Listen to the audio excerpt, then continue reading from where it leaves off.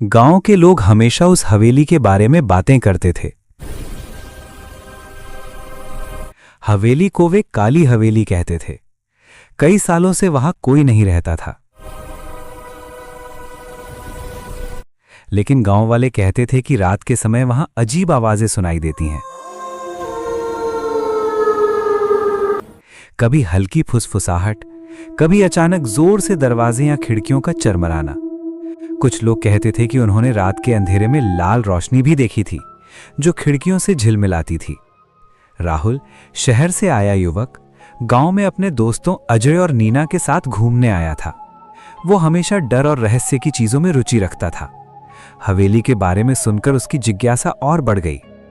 वो सोचता, अगर सच में वहां कुछ है तो मुझे खुद देखना चाहिए। एक शाम जब बाकी लोग घर लौट चुके थे, राहुल ने अजय और नीना से कहा, चलो इस काली हवेली के अंदर चलते हैं। किसी ने अगर सच में देखा है तो हमें भी देखना चाहिए। यह सिर्फ डराने वाली कहानी नहीं हो सकती। लोग हंसे, लेकिन राहुल की आंखों में गंभीरता देखकर सब चुप हो गए। गांव के बुजुर्ग पहले ही चेताते रहे थे, वो हवेली खाली नहीं है, जो अंदर गया वो कभी वापस नहीं आया। रात के करीब 8 बजे तीनों, राहुल, अजय और नीना, हवेली के पास खड़े थे। चारों ओर खेत और घने जंगल फैले थे। हवा में ठंडक थी, लेकिन तेज नहीं। फिर भी वातावरण में कुछ अजीब सा महसूस हो रहा था। हवेली की दीवारें काले पत्थरों से बनी थीं, जिन पर सालों का समय और बारिश की गहरी खरोंचें थीं। खिड़कियां टूटी हुई थीं, दरवाजे चरमराते थे, जैसे किसी ने सालों तक उनकी देखभाल न की हो। राहुल ने दरवाजे की ओर कदम बढ़ाया। उसके हाथ कांप रहे थे, लेकिन उत्सुकता भी थी। अजय ने उसकी तरफ देखा। राहुल, क्या हमें सच में जाना चाहिए? नीना ने धीमी आवाज में कहा, मुझे कुछ अच्छा नहीं लग रहा। लेकिन राहुल ने दरवाजा खोला। अंदर की हवा ठंडी और भारी थी। धूल और जाले हर जगह फैले थे। फर्श चरमराने लगा जब उन्होंने कदम रखा। कमरे के बीचों बीच एक पुरानी कुर्सी थी, जिस पर महीनों या शायद सालों से कोई नहीं बैठा था।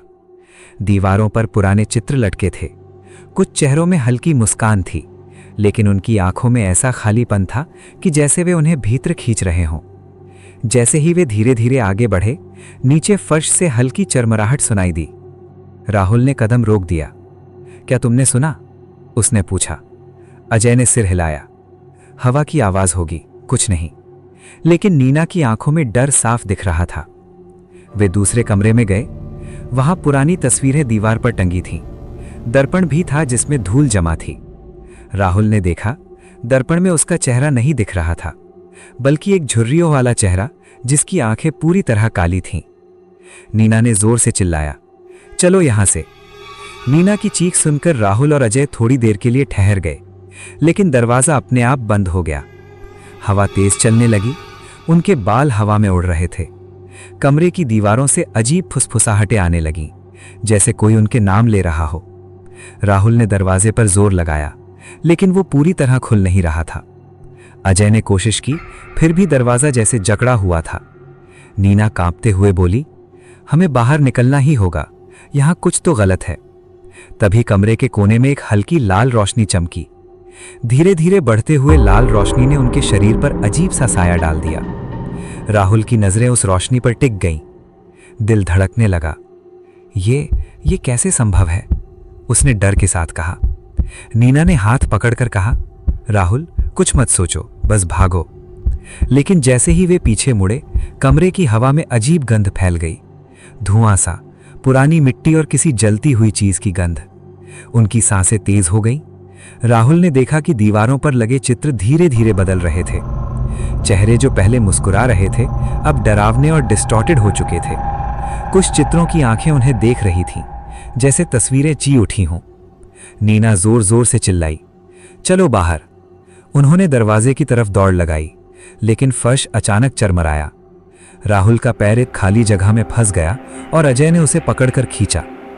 कमरे की हर चीज जैसे जीवित हो उठी थी।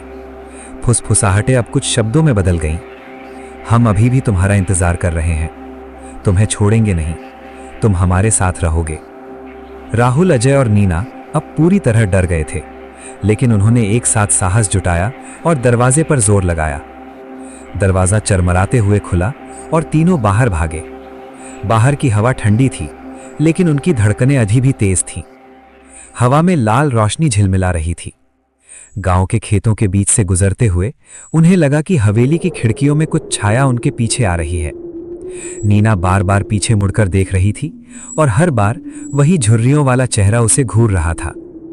राहुल ने महसूस किया कि यह डर अब सिर्फ उनके मन में ही नहीं, बल्कि उनके शरीर और दिमाग में घुस गया है।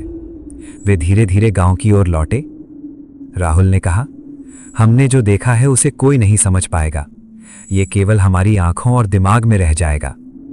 नीना कांपते हुए बोली, क्यों राहुल, क्यों ऐसा हुआ? अजय ने कुछ नहीं कहा, बस अपने आप को थामे हुए था। गांव वाले अगले दिन उसी रास्ते से गुजरे। हवेली की खिड़कियों से लाल रोशनी अब भी झिलमिला रही थी। जो भी उसके पास जाता उसे धीरे धीरे फुसफुसाहट गूंजती। कुछ लोग कहते थे कि हवेली किसी की यादें खींचती है। जो भी वहां देखता है वो पूरी रात चैन से नहीं सो पाता।